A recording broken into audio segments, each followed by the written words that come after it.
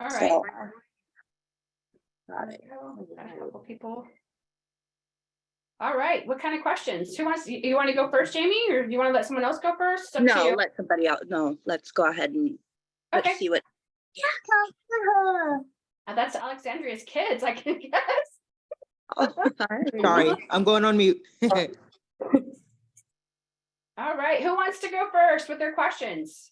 First of all, welcome to the roundtable. The third quarter. Can you believe it's third quarter? No.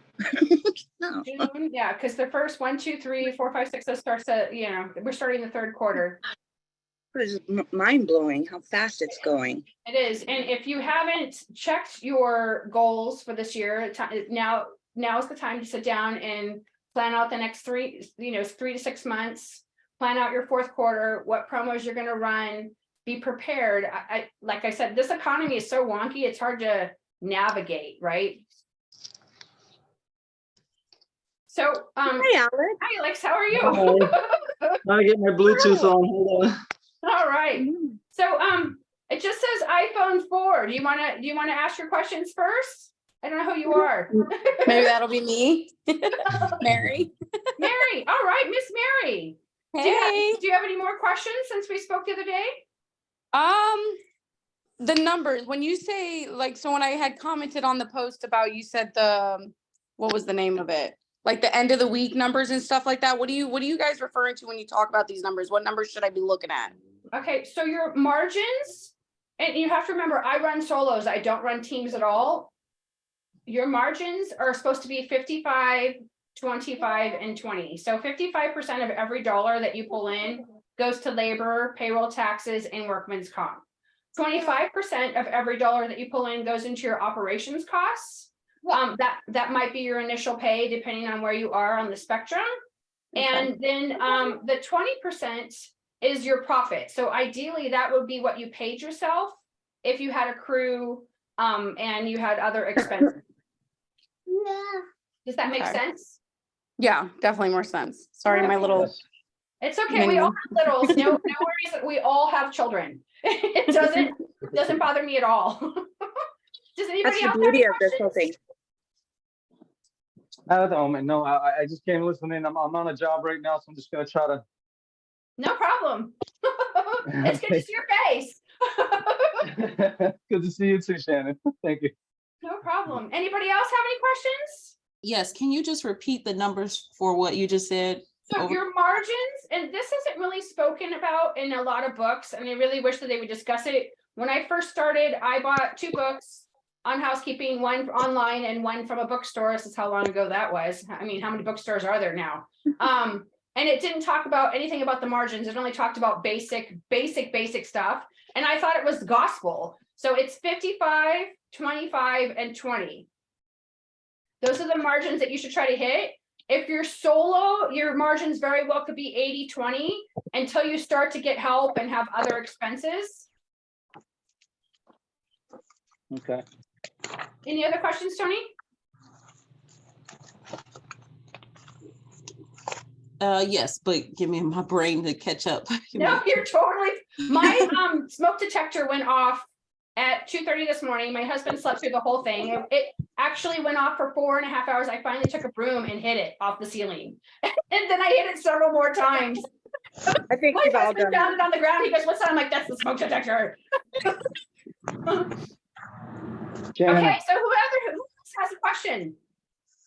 I had the 25 for operational costs. What was the 55 and the 24? Okay, so the 55 is your labor. So when you have helpers, that would be your labor cost. So it would be your labor, your payroll taxes, and your workman's comp. Okay. And then the 25% would be your operations. And then if you're lucky and no one screws it up, you get 20% profit. Okay, got it. Thank you. No problem. What should, Okay, so since go ahead. Anybody else have any questions? since I'm solo, you said I should be in like the 80-20. When it's just you, your operational costs are a lot lower. Due to the volume that you're doing. So it should be hypothetically 80-20, and then maybe next year when you're forecasting what you're gonna do, you break down your margins. Okay. Or you could start right off with those margins. It's totally fine. It's up to you. What should it be as far as starting pay? And this is kind of a two-part question as far as like 1099 and hourly. Uh-huh. In order to get that, 55, 25, 20, Right. what should it be? I used to have a traditional business model where I had 12 to 18, sometimes 22 employees. So it's I paid a different spectrum because the margins are different. I pay my 1099s $30 an hour plus due to the economy, and I don't have the turnover that everybody else has. I still get it. I just don't have the same issues that you guys have. A lot of issues, yes. It's because the economy is so I hate to say it, the economy is unstable right now. So everyone's looking to try to survive. And the only way to do that is to offer top wages, right? And other benefits as you grow, you can offer. Like a 401k or a vacation package or any of those types of things. Okay. So 1099 is 30, and then hourly, what would you recommend?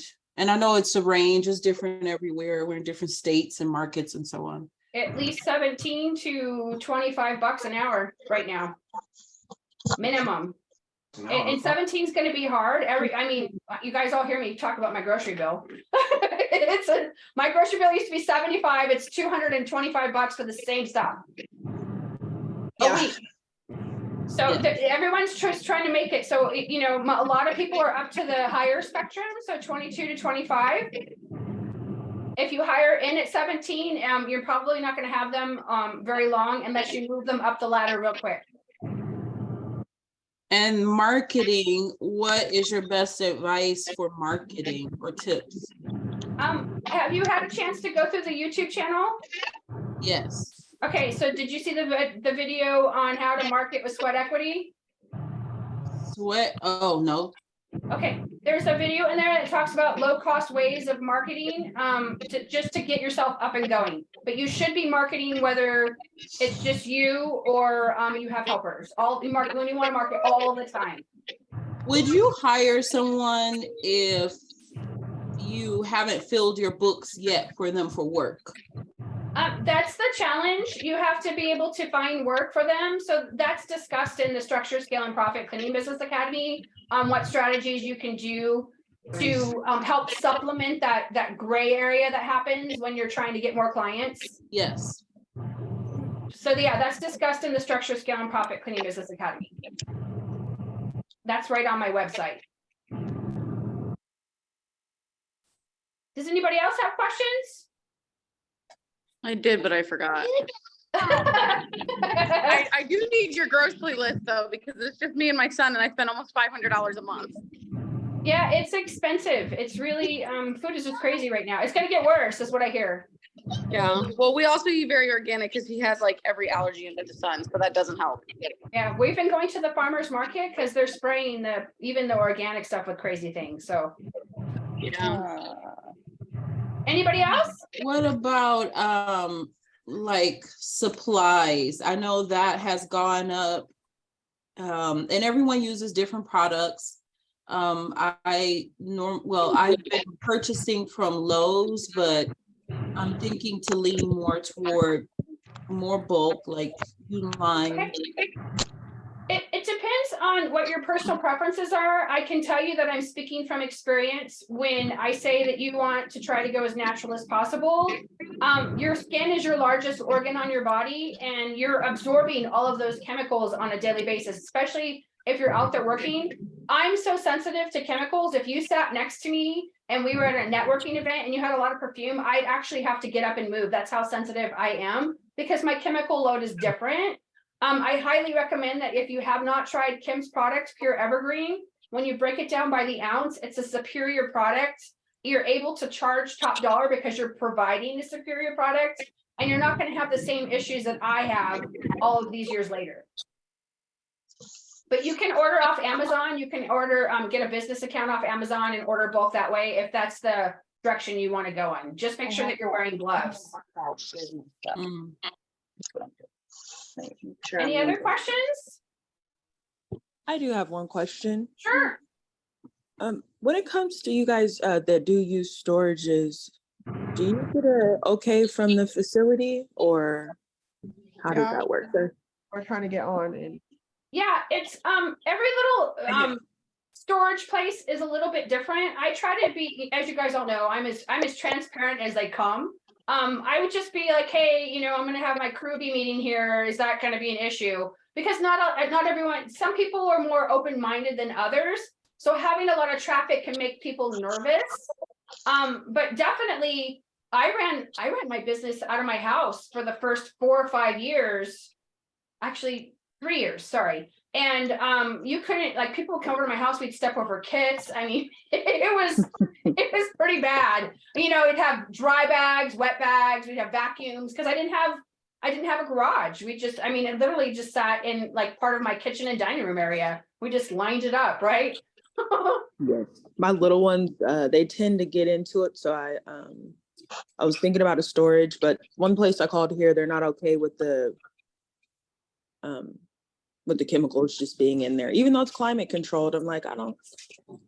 It's a liability thing, maybe for their insurance. So usually maybe an outside storage facility might be better, but you'll hit someone who's interested in filling the spot and they'll allow it to happen. Okay. We even get their own code for my employees, so we know who's going in and out of the storage facility at all time. That makes it helpful, definitely. So it doesn't have to be climate controlled. It can be a regular outside storage with the chemicals. Yeah.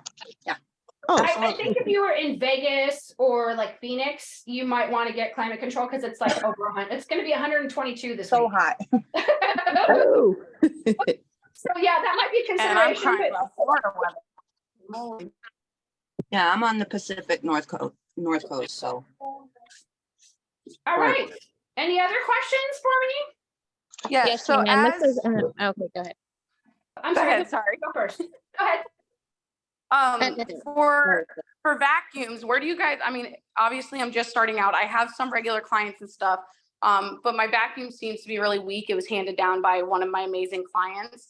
Where do you guys go for vacuums if you can't afford like a brand new one right off bat? Go to Amazon. the Goodwill or Amazon. Or Goodwill, yeah.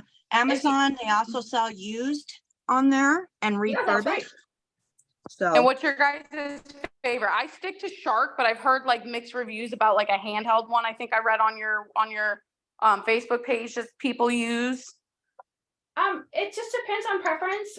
I still have, I think 12 Oryx in my shed in my backyard that I've been trying to get rid of. They take a beating. They're light. Do they suck up everything? No, but you're just there to provide a cleaning, not like a superficial rainbow vacuum experience. Yeah. Or you can, and Chanel is saying that you can also have, and I forgot about this, thank you, Chanel. You can have clients provide their own vacuum to use. Just make sure that you say no Kirby's, no rainbows, because Kirby's can throw your back out and rainbows are not meant for commercial use. What? Yeah, you can hurt yourself, so be Yeah. careful. Perfect. What do you supply? And I know this is the 1099 versus hourly, but like as far as supplies to employees, how do you like manage that? Because I've had employees like try to not return the stuff. And even though I have them sign a contract for it, they're still like, they kind of go AWOL. And these are genuine W-2s or not 1099s, right? Yes. Okay, so I just got tired of, this is what I did.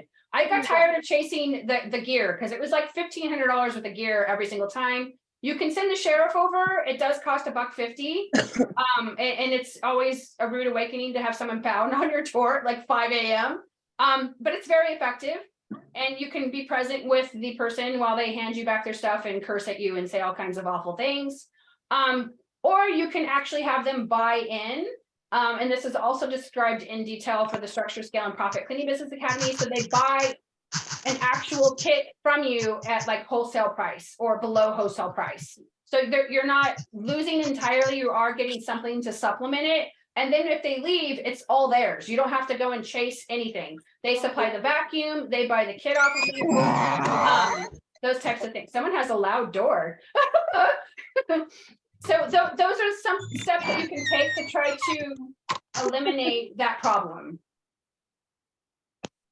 Does that make sense? Yes, absolutely. And I would just, you have to have them sign a waiver, and then you're gonna deduct like $5 a week until paid, depending on the individual that you're hiring. Mhm. So try to make it consistent, but some people can afford to pay like the 55 or the 75 bucks, and other people can't, they'll tell you, and then just make a payment plan for them. So when you pay them once a week, says deduction, because you have to by law get assigned note saying that you authorize me to deduct for blah, blah, blah. Because if you don't, what will happen is they get mad at you and they'll go to the unemployment and go, that she took out money out of my check and didn't have permission. And then you'll have to pay it back plus penalties and interest. I've had that happen. Yikes. Yeah, you gotta protect your bubble, right? This is an investment and a legacy that you're creating to either give to your family or to sell at a future date to someone else. Mm-hmm. Now, as far as like employees, and I know this is also everyone is different type of situation. Has it been better for you to just have part-time employees or full-time employees? If you have the business, I highly recommend that you have full-time employees. It doesn't give them the opportunity to wander around and, you know, try to start their own gig, but but like I said, we live in interesting times. Everyone has a hybrid model that they're running to try to make it happen for them. Some people have just W-2s. Some people have just 1099s. The hybrid is a mix. Just make sure you have 2 separate accounts. If you want to discuss that in detail, I'm happy to do a one-on-one coaching call. I can send you the link and we can go over all of the parameters of that. It's because there's steps that you have to follow. Mm-hmm. Do you also do Airbnbs? I actually don't. Once in a while I'll pick up one as an emergency basis, but because they are so time consuming in the middle of the day, not everyone's a good owner. I just spoke to someone the other day about an STR. So when I got really lucky when I first got into this industry, I had Jacques, who was in France, and he had 18 properties here, and he basically let me run everything, and he paid me really good money. He never questioned anything. He had dignitaries and all kinds of people come through. This is before the STR market really took off. So I got kind of spoiled, and then I got into it, and then I had 34 STRs, and I just was like, this is too much of a hassle in the middle of the day. Or, you know, I got a last minute booking. Can you drop what you're doing? I'm like, no, I have 37 other houses. Yes. Yes. Sorry. Or Yeah. 50 houses, or, you know, it's whatever I had going on. I just didn't have time, because it's a big wheel that once it gets momentum, you can't just stop. Mm-hmm. Yes, exactly. What about on the commercial side? What has been your best like category for commercial? And I mean, like, you know, veterinarian offices, dentist office, you know, municipal I've done them all. For a long time, I had a lot of doctors here, and I can tell you they're neurotic, and their wives are even worse, and they have a hard time paying.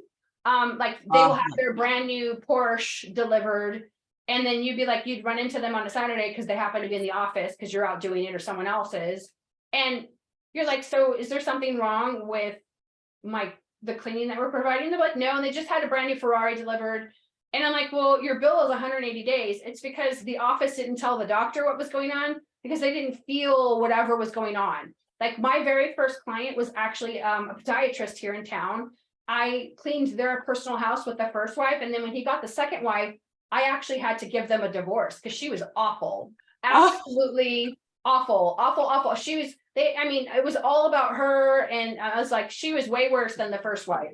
So I had to let him go. And I actually just ran into him with the second wife the other day. And it was awkward, right? Because they're still in town.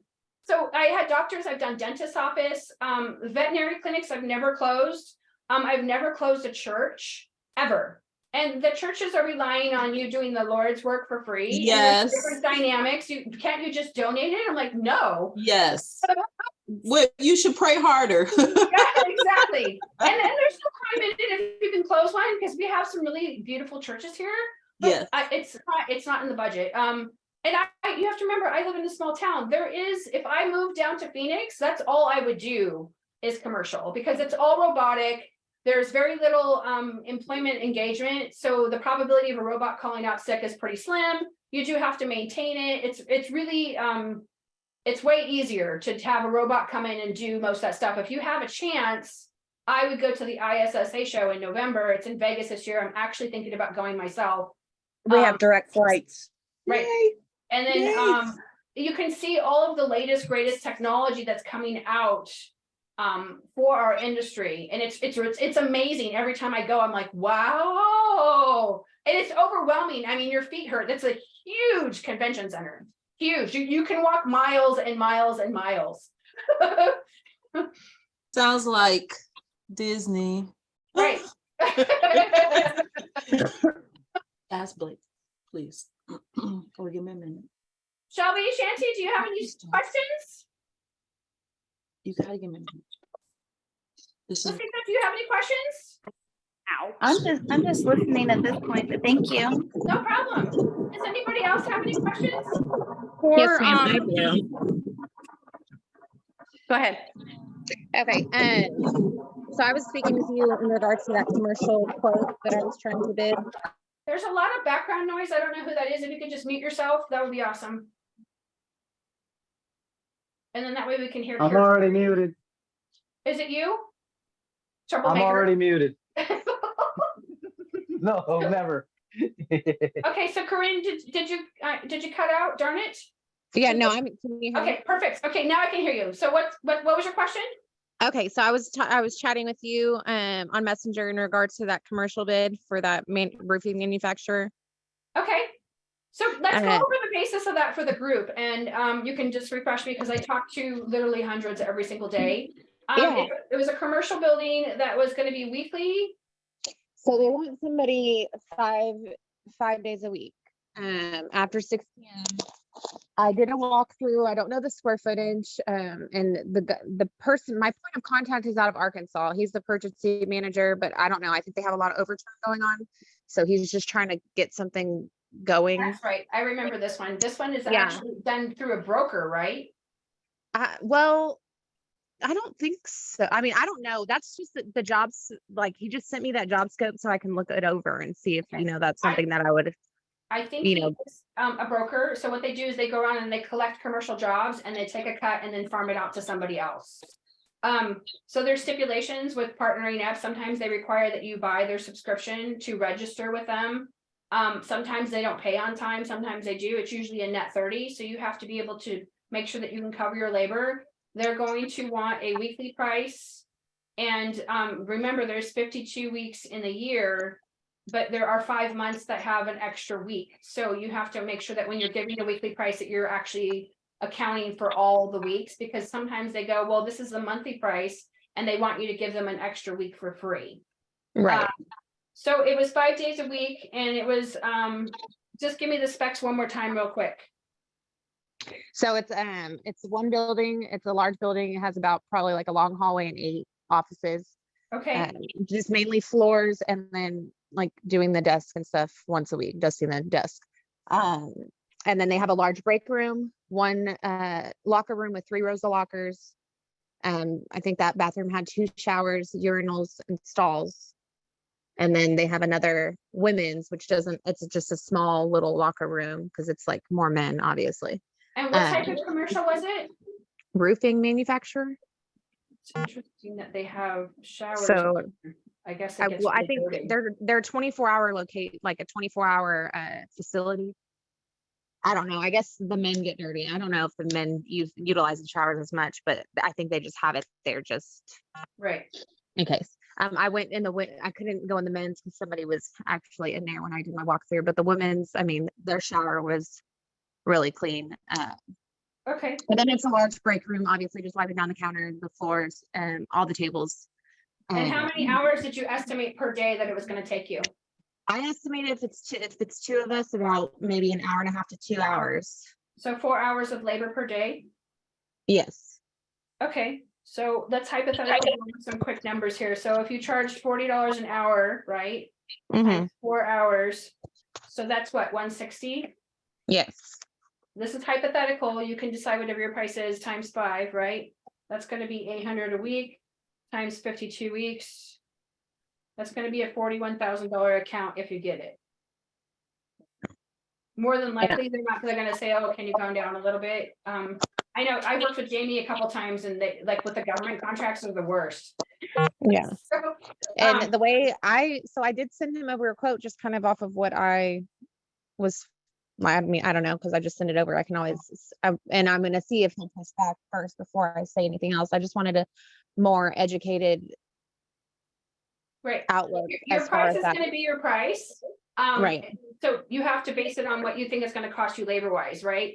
And then, you know, I don't know if you're in an area that gets snow, but you have to account in that you're gonna show up on those days and what happens in the snow. Because there's all this stuff that happens. So, We're in I'm in Texas. oh, okay.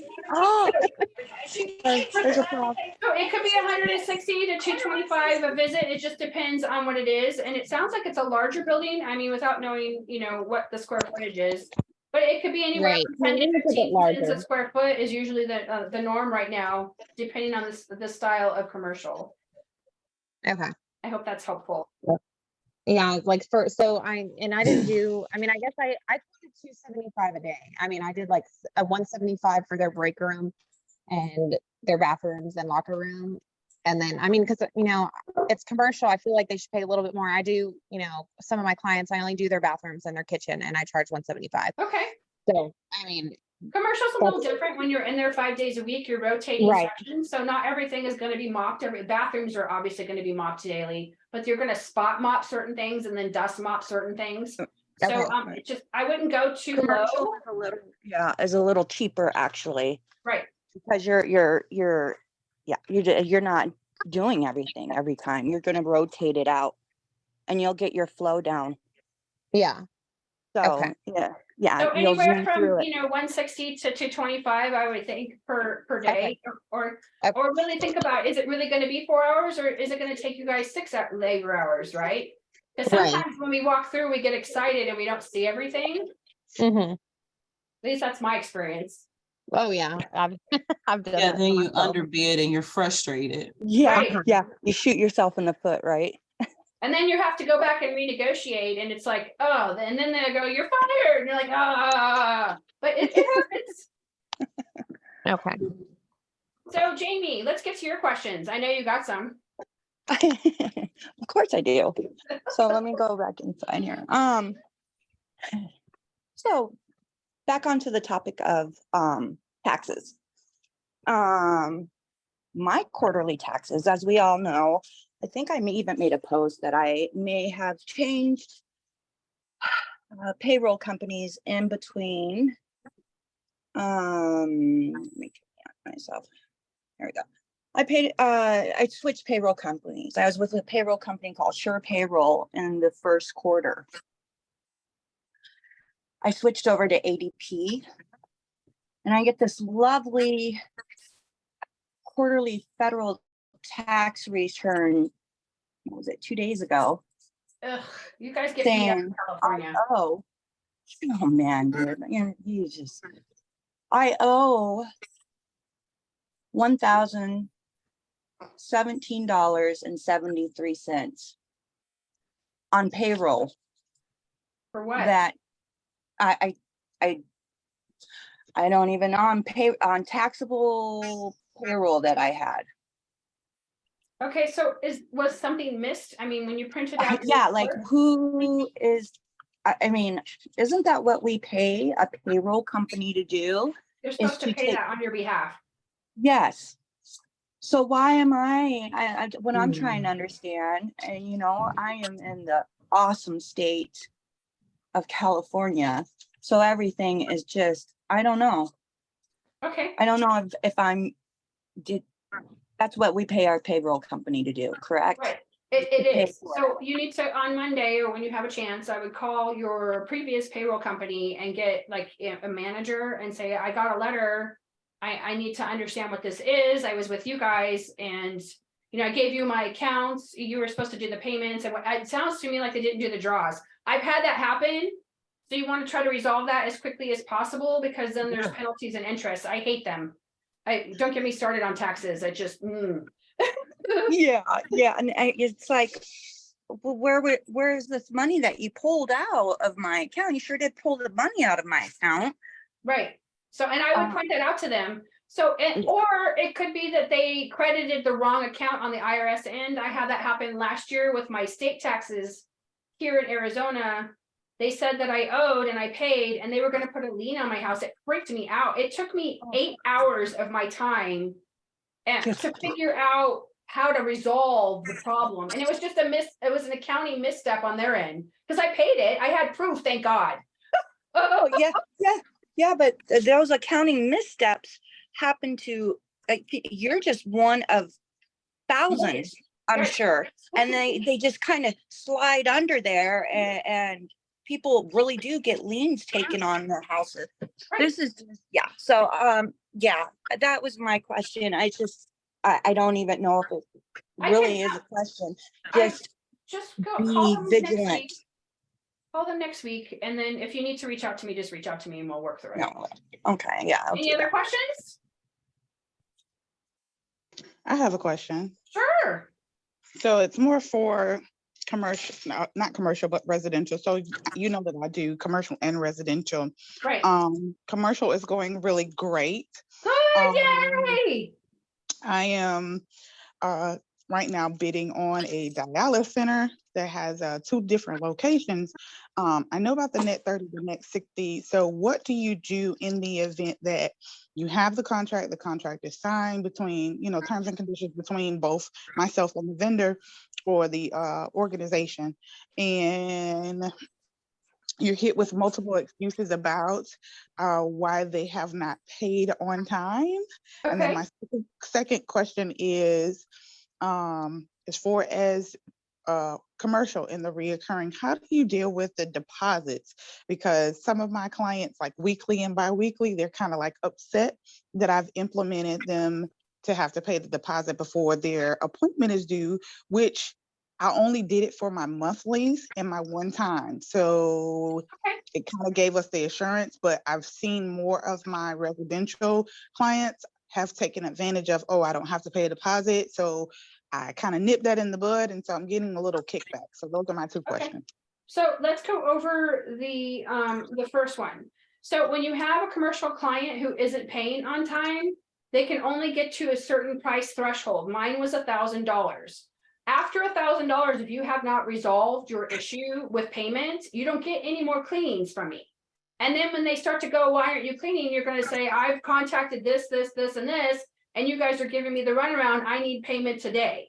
And then they'll say, oh, well, they always have a reason why what's going on. I spoke to someone last year who I will not name, who was actually supplementing her commercial business with her own income because the vendor wasn't paying her. She was 180 days out and she had all of this labor she was covering. It was a vicious cycle. I never did hear if she ended up getting payment from all of them. And it was like 80 grand. And I'm like, no. Anything over $1,000, they either have to keep a credit card on file, which sucks because your margins are different for commercial and that eats out of your margins. Or they don't get to have any more cleaning from you until they resolve their payment. If they stop entirely and they don't pay you, then you have to take them to court and sue them. Okay, so here's the scenario that they're giving me now. So it's a net 30 account. Okay. They owe for May, they owe for April. So I haven't received payment in April. And then they're telling me that they're processing, the way they process payments is 7 to 15 business days. But I'm like, okay, well, if it's 7 to 15 business days, then you're still long overdue. So my question, I guess follow-up question would be, what would be the follow-up steps or days that I need to send them a reminder of, hey, this, and then let them know, hey, you're in, I guess maybe warning. Because I really, to be honest with you, I don't want to go $1,000 out because the commercial building that they pay, you know, what they pay out is that plus a week. Mhm. Then your threshold for that building must be higher, but you need to have some sort of security for yourself to get yourself paid, right? So you're getting $1,000 a week off of this building and they haven't paid you. So you're in the hole a little bit, right? Have you've sent in a formal request for payment, correct? Correct. Okay, and it's 30 days out. So at this point, you're gonna have to demand payment and give a warning. And Mhm. then you're gonna have to wait, unfortunately, another week or whatever. And then if they, can't resolve their issue, then you're gonna have to chase the money. And then at that point, after I got paid, I would decide whether I wanted to do it anymore. It's ridiculous that a lot of larger companies, big entities, capitalize on the fact that us small businesses are gonna float them while they work out whatever transition or payroll issue they're having. So Mhm. I would put a demand for payments. And then get someone on the phone and say, you need to resolve this, or I'm not gonna be able to clean for you anymore. Okay. And then with the other thing, as far as the pushback for the deposit, the monthly deposits, how you can, I don't typically, unless it's a first time cleaning, I don't typically take a deposit. After they have established themselves with me, I keep all credit cards on file. That's how, you guys never hear me complain. Once in a while, I have to chase something, rarely. But it's because I'm keeping credit cards on file that it is mandatory that every client we do business keeps a credit card on file. So if they forget to leave a check or cash, we just bill their credit card. And if their we check those credit cards monthly. And if they come back as, declined or whatever, then, they have to give us another credit card, or we don't clean their house. It's just the way it works. When you go to purchase something at Saks, you have to pay for it before you leave with the product, right? Mhm. So as far as your monthlies, that can be your policy, and it can be written in your agreement that, just let you know, with monthlies, we require that you give me a 50% deposit to hold your spot on the schedule. It's my monthlies and my one-timers, I don't have any problems with. They do it faithfully. It's my weekly and bi-weeklies that I'm getting some kickback from. So what you can do is, if they don't want to give you a deposit, they need to keep a credit card on file. Okay. And then that's your surety to get paid. And it's not, it's not a personal thing. This is just business. People take everything so personally in the housekeeping industry. And if that was the case, we would be, us as cleaners, we would be more offended than anybody else, because we see everything. We see everything, right? But there's spilt makeup, there's dog poo, there's cat throw up, there's baby smears. I mean, we see everything. And then, it's just business. This is just business. Yes. Right. So my other question is, as far as what you're saying, hold the credit card on file, what's the best, I guess, software or app to use to hold the credit card on file? You can use Stripe, QuickBooks even, I think, has a version. There's so many processors right now who are in on the game, and they all relatively charge the same amount to process the credit card. And it's all based on volume. Like if you're doing $100,000 a year, that's small pennies to them. So they're going to charge you the 4% or 5%. But if you're doing $1 million a year in business, like when I was doing 7 figures, I was able to negotiate a lower rate. So I think I paid 2.25% on all my merchant account transactions. Okay. So there is that option too for when you grow. But yeah, they have to keep a credit card on file, or you could just do it the old fashioned way and, DocuSign it and keep it in a secure location. Right. So that's what I've been doing for my weeklies and my bi-weeklies with the DocuSign. And then with the monthlies and the one time, I've been, doing it through a payment processor. So like I said, with some of them, it's like it's a kind of like you're stuck in a rock and a hard place at times. So just trying to kind of filter through that to make it a lot easier or seamless for the clients and on my end as well. Well, the problem and I love the convenience of Venmo, but what I hear most from most of you is, I didn't get payment from so-and-so. It took them 3 days to pay me. And I often say, if it was reversed, it was them and they were supposed to get paid on Friday and they didn't get paid till Tuesday, they're going to be pretty hot, right? So it's a mutual relationship that you're building. So you have to be upfront. You can say, I'm, effective immediately. We have a policy change. You either, if you're going to pay cash or check, it's great. But but you still are required to keep a credit card on file. And I have people tell me straight out, I'm not doing it, I've had fraud and blah, blah, blah. And I'm like, it doesn't sound like we're gonna be a good fit. Because when you don't keep the credit card on file, you're leaving yourself open for opportunity to have someone take advantage of you and not pay. Yeah, Or they want to negotiate the pay after you've done a phenomenal job cleaning, right? right. So that when goes back to what you were saying on your live the other week about how Google is not the golden standard, or it's not the, you know, the gospel as far as when it comes down to your rate. So, you know, I've had a client to do that as well. Well, according to Google, it says my price should have been around this price. And I'm like, no, because you've already signed your documents. This is what we agreed upon. So my price is my price. And so she got really upset and she was like, well, this will be our last cleaning. And I said, fine. Right. And you have to often say, I have clients who pay me more. Right? I've had that happen. That's pretty much it. Right? I have clients who pay me more. I have 200 other clients who pay me more. I'm sorry, this isn't gonna work out. Took a few months, but then they ended up calling me back. Give it See, time. there you go. And make sure you've already had a price increase for them. Yeah. That's all. Any other Speaking about, speaking about, this is Sheila. Speaking Hi, about Sheila, price how are increase, you? fine. What you have been preaching for the last, I don't know how long, I guess it's just seeped in, okay? So I'm in the process of raising prices. All right. I have two questions. Number one, if you have grandfathered clients, how far behind should they be in regards to your newer clients, their rates? They'll never be at current market value ever. Right, but I just want to know how far behind they should be. Usually, I think I still have one legacy client who, you know, we've discussed it on several occasions. I know her, I see her in the grocery store. She probably is about 35 to 40% less than what everyone else is paying. She is, and I've let her slide because she's 97. So But they all become legacy clients after a while. They do. So After is there a a while, rule well, of thumb?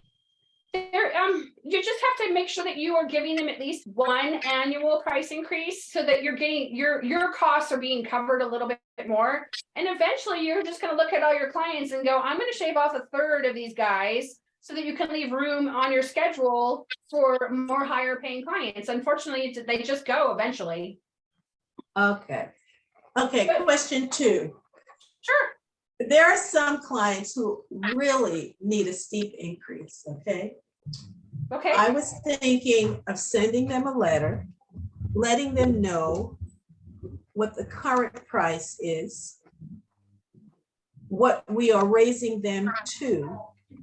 And if it's really great, I was thinking of putting them on a schedule of increases, like for the next month, or let's say, for every month you're going to get a $10 increase or something like that until we reach this specific number. Is that a good idea or what? In the past, I don't recommend it psychologically because it's the pain point. You're touching the pain point every single month, right? You're increased. So then they have to adjust their household budget because we all know that housekeeping comes out of the household budget. You can try it out and see, but more than likely the pain point will be refreshed and reminded every single time. And then, you know, ultimately the relationship will dissolve, right? I would say, you know, I'm going to give you a price increase. I recommended three price increases last year. You guys all heard me talk about my grocery bill. It's because everything has gone up. We are a luxury service. And that's important that you guys are keeping on top of what the market value is. So we just had another price increase, or I should say an increase in the interest rates. So everyone should have bumped up a small point at that time. We're probably getting ready for another one. I believe I heard July. So at that point, again, we should all have a small bump and increase. And in my paperwork, it says we reserve the right to increase your rates at any given time. You will be given advance notice of, 10 days or whatever it is that you decide. But if you do it in segments, you can try it and see if it'll work. But more than likely, they'll get like frustrated with you because now you're the evil doer how dare you want to get what you're supposed to get, right? Mm.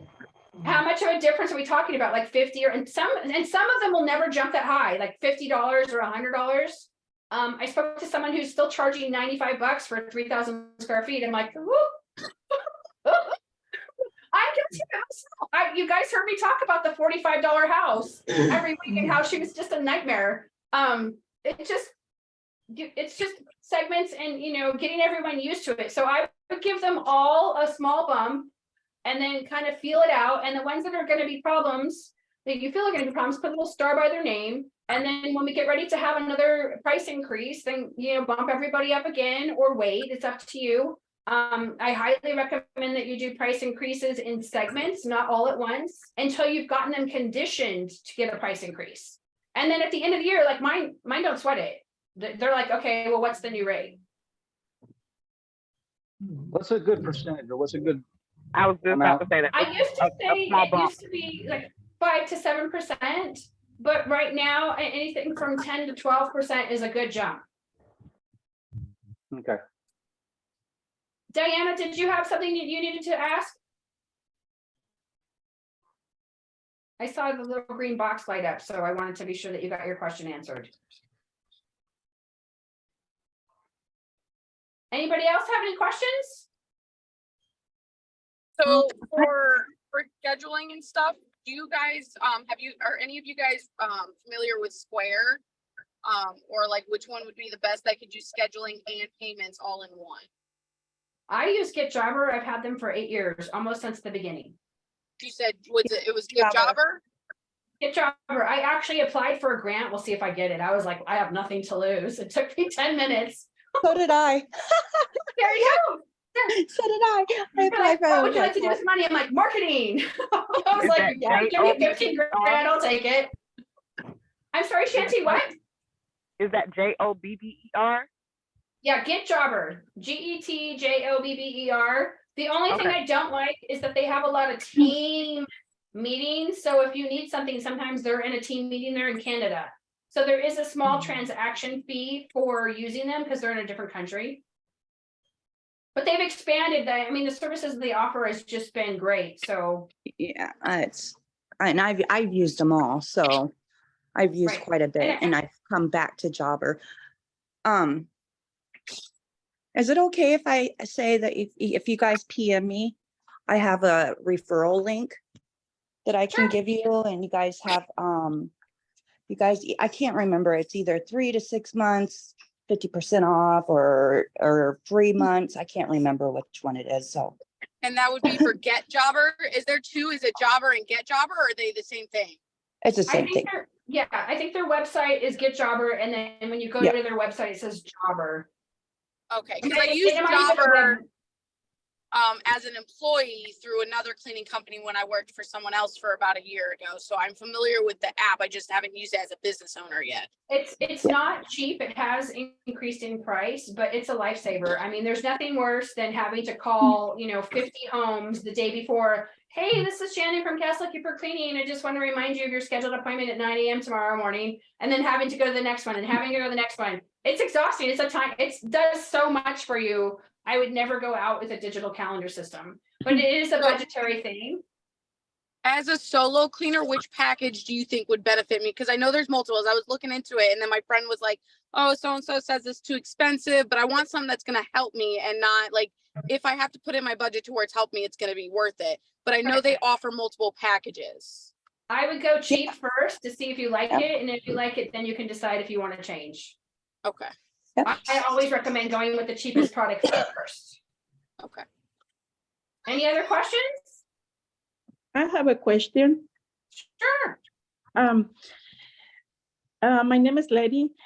What is the best place for advertise your business? And if it's there, a specific website for to get commercial? Commercials off of LinkedIn. So do you have a profile, a personal profile and a business profile on LinkedIn? Okay. So what you want to do is you want to become friends with everyone who either is a business owner or a commercial building owner or a real estate agent, and you're going to target those things. So you're going to contribute to their posts, right? And then because you have to give before you receive, it's all about reciprocity. Then you can start to make connections, and then they'll be like, oh, Letitia, what area are you in? You can say, oh, I'm in Dallas, Texas. Oh my gosh, I have a building and I'm looking for someone. Do you know of anyone who can cover this for me? So you also, and I talked to someone who has a new platform yesterday, and he said that you need to post to get organic reach with your social media marketing. You have to focus on reviews. You have to respond to your reviews, which I did not know about. And you have to post on your social media daily, 365 days a year. It has to be relevant content pertaining to what your business is, obviously. But those are some of the things that he had mentioned because he was trying to sell me something. I get the pitches all the time, right? Because I know a lot of people. So I didn't get out of him how much he was going to charge for all of the wonderful things, but he did give me some really pertinent information, and I thought that was pretty cool. Okay, thank you. Okay, so it's 8:52 here, and I have a marketing mastermind right after. So we're going to take probably 3 more questions, and then we're going to sign off. Does anybody else have any questions for me? I do. For I can just run off too. For insurance, what do you recommend for, like, I originally had 3 million because I was doing a bid for the housing authority here. Right. But I don't think I need that much. What do you recommend for residential? Because I mostly have residential. My insurance varied from year to year depending on the projects I was doing. So some years I carried 5 million, other years it was 3 millions, and some years it was just 2 million or even 1 million. It just depended on what, because government contracts require, or large projects require, more coverage. So if you're not going to do those jobs, I would scale it back because you don't need it. Usually $1 million is good enough coverage. Obviously, if you burn their house down, then that's a whole separate issue. Thankfully, knock on wood, that doesn't happen. But yeah, it just depended on what I was doing project wise. When I was doing a lot of like post-construction cleaning for large apartment buildings and segments, I had to carry 5 million. I had to carry $5 million bond. So those are just what was going on in that year. The following year I went down to, I think, 2.5, and then the third year I went up to 3 million because that's just what I was doing. So it just depends on what you're closing. Okay, real quick. The other last thing is NAV or Dun and Bradstreet. Do you pay for any of those, or do you recommend those for a starter? It's become a paid thing. For a long time they just did it for free. So clearly someone's Right. capitalizing on something. So I wouldn't even sweat it. It's not going to give you any relevancy whatsoever unless you're a Fortune 500 company. Like what's his face? Just got a huge award the other day. He started out of his garage. I can't remember his name, but he's in a large area. He has a very large business. They started out of the garage. It was him and his wife. What is the name of that thing? Anyway, it was Life Made Easy, I think it was. They have all of that stuff. So you just have to make sure it's relevant to you. And this is for the group. Does right? Yeah. For the group, does anyone use or pay for Yelp? Anyone in the group pay for Yelp? I did it last year and I was really excited because I ended up getting a lot of phone calls, but 99% of them were all marketing or, hey, do you want to buy this? I'm not into telemarketing. It didn't work. I didn't have any luck in my area, but you do and should have reviews and a profile there. My husband is a plumber and he has, I can't remember, over 100 5-star reviews, and he pays the minimum amount of advertisement only to keep those reviews in place, because if you don't pay for advertising, they shave those off. Wow, I didn't know that. They do it with Google too. If you don't advertise with Google, you lose all those reviews. Okay. They'll let you have like 12, and then after that, they're all gone. Okay. How do you encourage your clients to put reviews? I've been asking my regulars that I've had for a while now to get on Facebook and do reviews, but like it's like pulling teeth out of their mouth or something. There are services that you can buy if you're not, it's a budgetary thing too. So you could have a postcard. It says, we would appreciate a 5-star review. You can actually ask that when you're done or while you're standing there. A lot of people do the peer pressure tactic. Here, let me send you my review link. And then you can actually, when you create your business profile on Google, it says get link, and you can actually send that over to your clients. If they're really receptive, they'll do it right then and there. But there are services that you can buy that will send a link right away to get you the review, because that's how you grow organically, is to have a lot of reviews. Okay, and I think I heard you in one of your lives I watched, or YouTubes, I watched so many now, talk a little bit about how you used to boost on Facebook. Does that actually work? Like, is it worth it to, like, I mean, I'm just starting out, I just hit like 80 followers. So like, would it be worth my money to do some boosts here and there on there? With your posts, if you're getting a lot of engagement, you can, if you have a budget for it. I would just continually post every day. Going live, the live videos has more of an effect for the algorithm than any other thing. So you could do like Clean Tool Tuesdays, those types of things can help you grow. Okay. Don't forget the hashtags. I've been doing a lot of reels and stuff ever since I watched your tutorial on reels and TikToks and stuff like that. So I've been doing those, and I think that's where most of my followers have come from, because I went from 10 to 70 within like 4 reels. So Oh, that's awesome. Congratulations. But have the reels given you clients?